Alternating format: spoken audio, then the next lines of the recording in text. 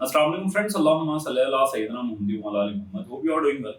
देखिए, ये एक नोटिफिकेशन आया सिंध पब्लिक सर्विस कमीशन की वेबसाइट के ऊपर, जिसको हम आम फहम में एसपीएससी कहते हैं, कि सेकेंडरी स्कूल टीचर यानी कि एसएसटी बीपीएस 16 का जो सिलेबस है वो चेंज कर दिया गया है, वो रिवाइज कर दिया गया है।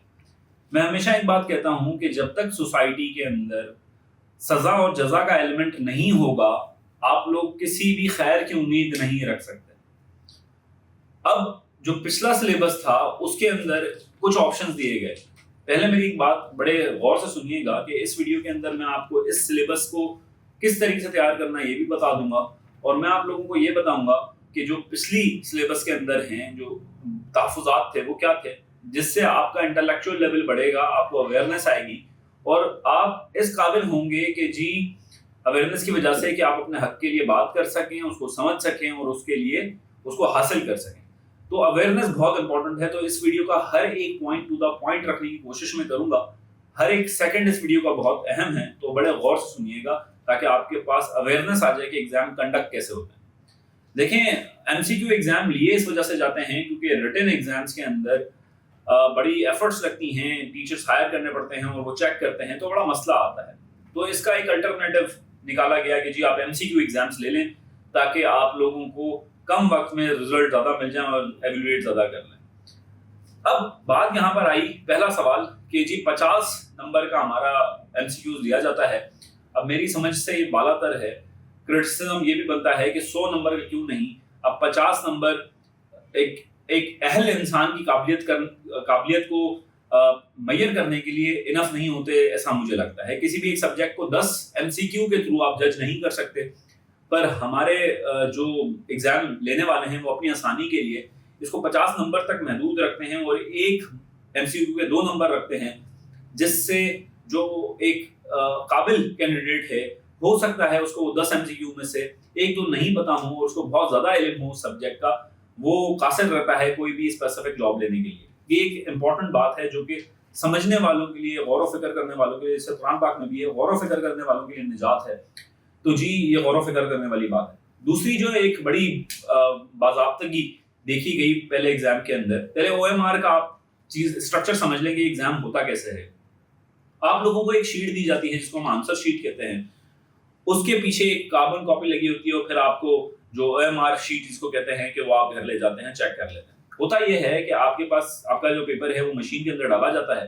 मशीन के अंदर पहले से आंसर फिक्स होते हैं और वो ए बी सी जो भी आपका पेपर टाइप होता है उसको वो पहले डिटेक्ट करता है और ए टाइप के जो पेपर हैं उसके आंसर्स को चेक करके वो आपको रिजल्ट सामने दे देता है। अब मेरी समझ से बालातर थी ये बात कि हमें ऑप्शन दिया गया कि आप सिंधी ऑप्ट करें या उर्दू ऑप्ट करें। अब ये एक समझ नहीं आ रही बात कि कैसे उस मशीन को पता लगेगा कि इस बच्चे ने सिंधी ऑप्ट किया था या उर्दू ऑप्ट किया था। एक इतना लेम चीज थी, ये इतनी लेम चीज थी कि मेरे पास लफ्ज नहीं है कि मैं इनको कवर कर सकूं कि जी ये क्या क्या हुआ, पर ये हुआ।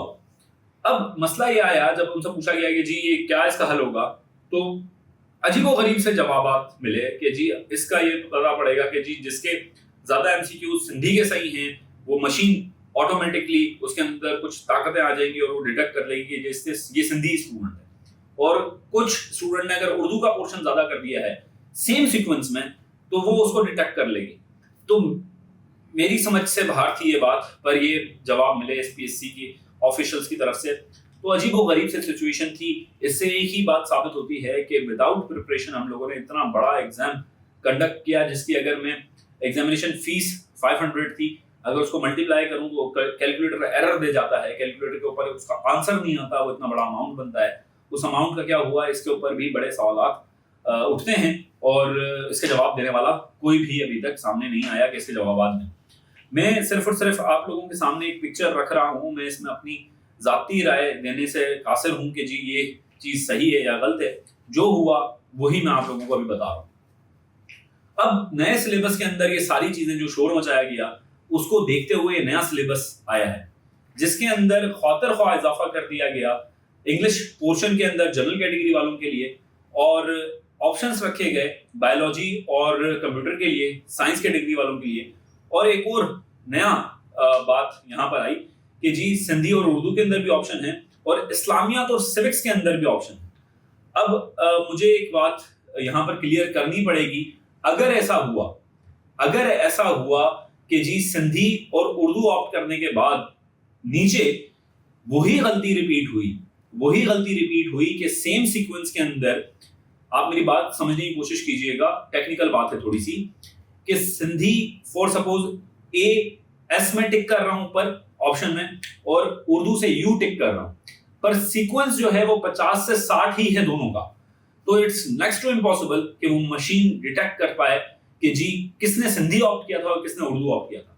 तो मैं एसपीएससी को और जितने भी हमारे आला ओहदेदारान हैं उनसे रिक्वेस्ट करता हूं कि आप खुदारा इस चीज को देखिएगा, बच्चों के मुस्तकबिल का सवाल है, ऐसा ना हो कि ये गलती दोबारा रिपीट हो, क्योंकि ये ऑप्शन जब आप दो दे रहे हैं तो या तो सीक्वेंस चेंज करने, क्योंकि वो मशीन फिर उस सीक्वेंस को छोड़ के दूसरे सीक्वेंस को करेगी। पर इससे एक और सवाल पैदा होगा, जब वो सीक्वेंस आप चेंज करेंगे, सीक्वेंस अगर आप 50 से 60 ही रखेंगे तो एक मसला क्रिएट हो जाएगा कि नेगेटिव मार्किंग भी आप लोग रखते हैं।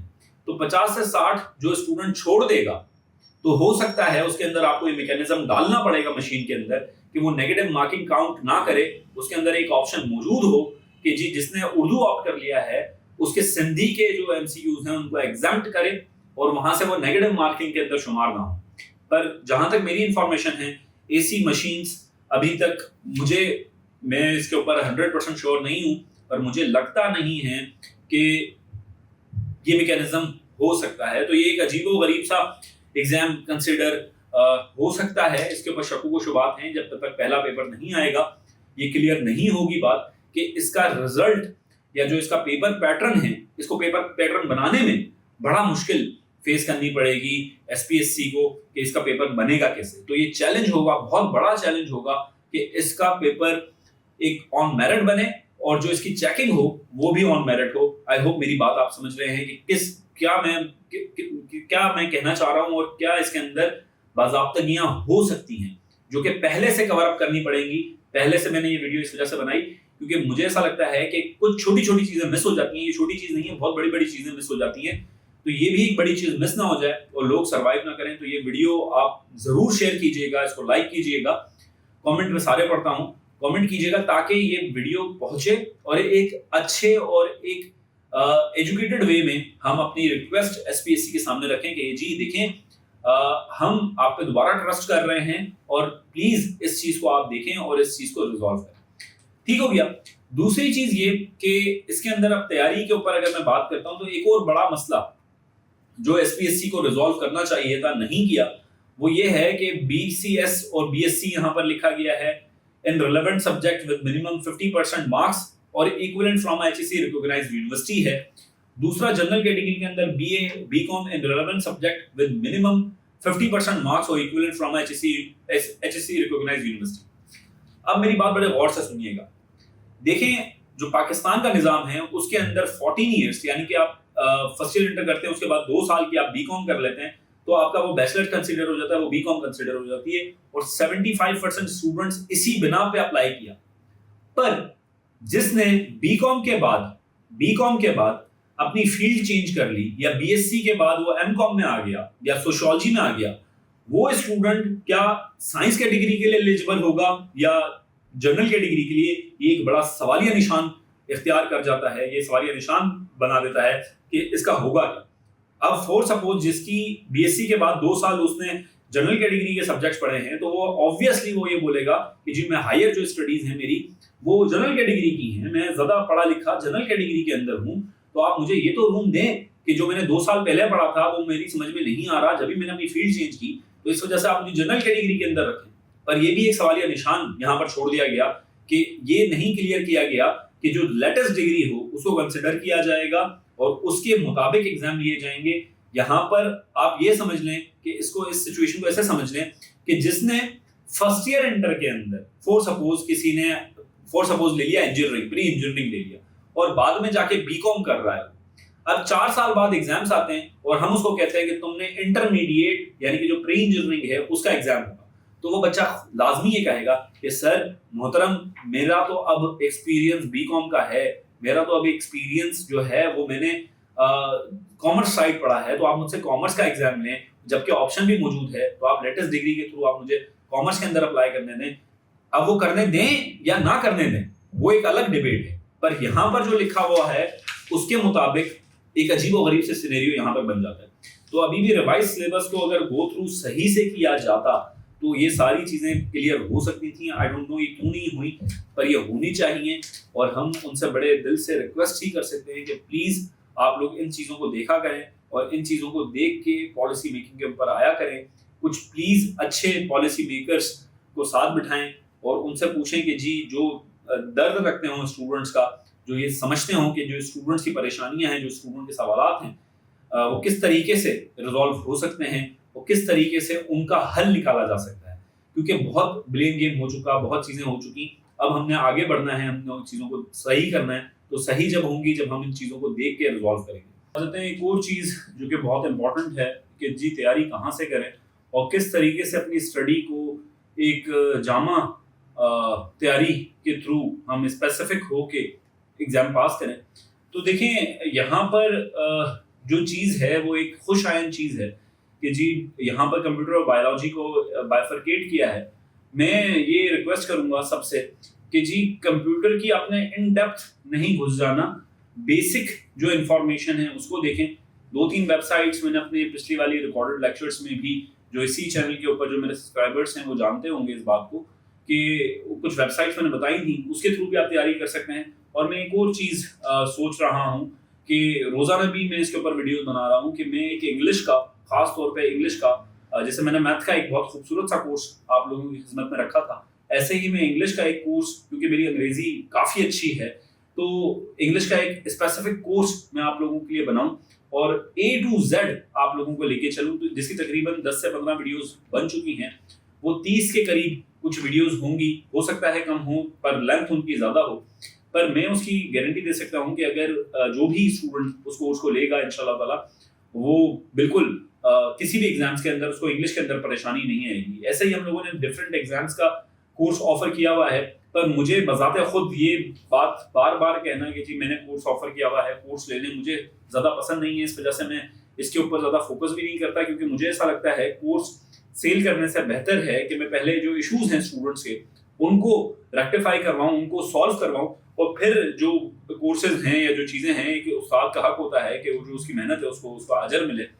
पर मेरी पहली प्रायोरिटी यही है, और हर उस्ताद की एक अच्छे उस्ताद की यही क्वालिटी होती है कि वो पहले स्टूडेंट्स के इश्यूज रिजॉल्व करवाए और बाद में अपना सोचे।